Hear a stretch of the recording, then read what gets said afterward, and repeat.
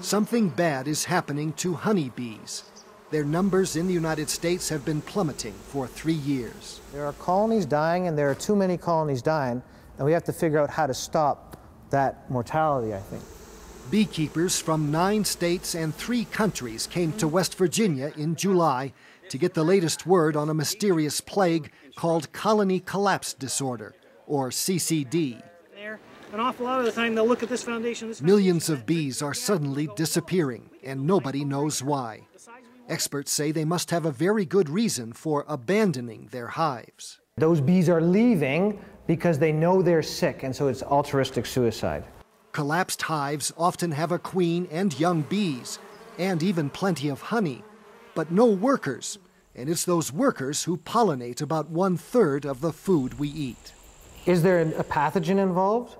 Is there a pesticide involved? Or is there an environmental stress, like poor nutrition or genetics involved? One theory, a pesticide used to control mites in hives could be making bees vulnerable to a deadly and highly infectious paralytic virus that can wipe out a bee colony in just a few days. Commercial beekeepers say farm chemicals are contaminating the pollen bees bring back to the hives, and that is what's making them sick. And the bees that are going to the agricultural crop are collapsing, and the ones that are left in areas where they're not exposed to these things seem to be fine.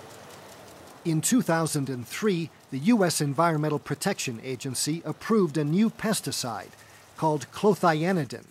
It's very effective, even in small amounts, but it stays in the soil for years, and lab tests show it can be 1,000 times more toxic to bees when mixed with certain fungicides. The Natural Resources Defense Council has filed a lawsuit to require the EPA to release its findings on this widely used pesticide. EPA needs to pull its head out of the sand and take a look at these mixtures of toxic pesticide chemicals that bees and us are exposed to on a daily basis. While scientists are trying to find what's causing CCD, backyard beekeepers and big commercial pollinators continue to suffer heavy losses. You girls okay? Oh yeah, we got some good cap stuff right here. To stay in business, this Tennessee beekeeper has raised the price of his honey by $1 a bottle. After 3 straight years of heavy losses, some big operators face bankruptcy. It's devastating. That's a Katrina-like experience for a beekeeper. David Mendes spends much of the year on the road. In July, his bees work the cranberry bogs near Cape Cod, where farmers fight an unending battle against worms and weevils. That's the worm. Cranberry growers spray for bad bugs before Mendes brings his bees and after he leaves. There are times when we might spray when they're here. If it's something that was really serious we had to spray for, we'd ask them to take them out. Hello? Mendes stays in touch with some 200 cranberry growers who rent his bees. Thank you very much. I appreciate it, because this whole spray thing, I'm just trying to stay away from it, Eric. I appreciate it. No, I completely understand. It's a serious situation. Yes, it is. Thank you very much. I'll be in there tonight. The way these products are designed is they attack the nervous system. They affect feeding behavior, they create memory loss, and they impact the immune system.